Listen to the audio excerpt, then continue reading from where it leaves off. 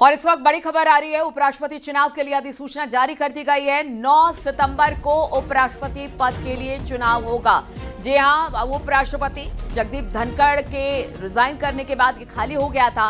अब उपराष्ट्रपति चुनाव के लिए अधिसूचना जारी कर दी गई है।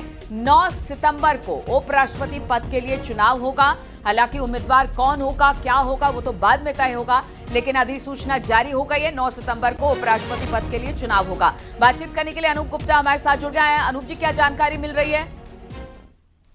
जिस चीज का इंतजार था कि क्योंकि उपराष्ट्रपति ने इस्तीफा दिया था, उस दिन से ही ये साफ हो गया था कि जो इलेक्शन कमीशन है वो जल्द से जल्द चुनाव कराएगी। अब उसकी घोषणा जो है वो चुनाव आयोग ने कर दी है और 9 सितंबर को जो है वो अगर आवश्यक हुआ तो चुनाव कराए जाएंगे। और इसमें जो नॉमिनेशन फाइल करने की आखिरी तारीख है वो 25 अगस्त है। यानी कि अगर 25 अगस्त को सिर्फ एक नॉमिनेशन आता है तो इसका मतलब ये होगा कि वो उपराष्ट्रपति चुन लिए जाएंगे। लेकिन अगर कई लोगों का नॉमिनेशन अगर आता है तो इसका अर्थ है कि उसकी वजह से चुनाव होगा और वो 9 अगस्त को चुनाव होगा।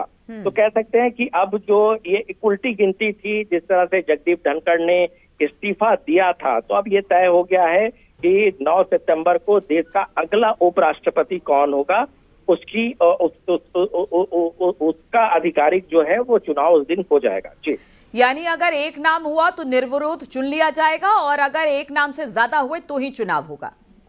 जी बिल्कुल। देखिए, ये नियम ही है, चूंकि